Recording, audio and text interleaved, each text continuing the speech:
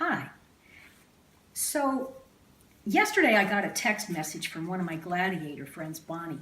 And she texted me and she said, Felicia, what does it mean to run towards your fear?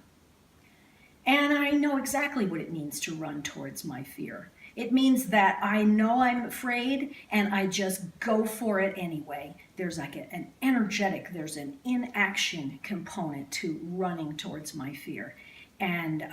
What was really confronting was that when I received that text from Bonnie, I was so clearly aware that I was not only not running toward my fear, I was hiding out from my fear. And so I want to share with you today how I recognize when I'm in fear. There are fear symptoms. And what I wrote down in my journal yesterday night is when I am afraid, these symptoms show up. I hide from people because I feel like a phony. I pretend everything is okay. I medicate myself with obsessive busyness. Now, yesterday I spent the day obsessed with genealogy. I made up a project that was so important it could not wait, and I just had to spend hours and hours on it. Now, sometimes I might do that with house cleaning. Things are really bad when I get into a mode where house cleaning looks like a really good idea. But whatever it is, it's obsessive and it's about avoidance. Another thing that shows up for me when I'm really afraid is I completely blame my husband for pushing me. It feels like pushing. I'm annoyed with him. And whatever it was that was very important in my life that I was doing, when I got scared, I want to quit. And I look for really good reasons. I also notice that I usually sleep in. The alarm will go off and I'll think, oh, I'm too tired. I really don't want to get up. And I don't have to. I'm retired. The other thing that always happens is illness, symptoms of things like a runny nose, a sore throat.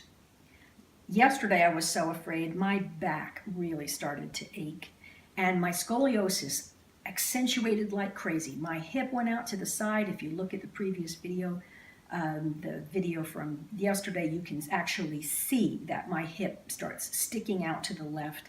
And I developed a case of hives here on my neck and chest. It was about 3-4 days worth of hives.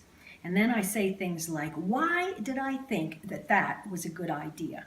So when I write down all these symptoms, what's important for me to communicate with you is that that's what shows up in my life. What shows up for you is going to be very personal.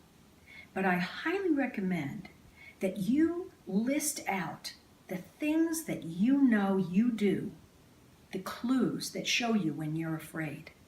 Because most of the time, I don't even recognize how afraid I am. Sometimes I can get into shakes or really a panic attack. But most of the time, it just shows up like crabby and I don't wanna. And it shows up like that all over my life. Like, I don't want to cook. I don't want Christmas. Yesterday I was in such bad shape. I didn't want to do Christmas at all.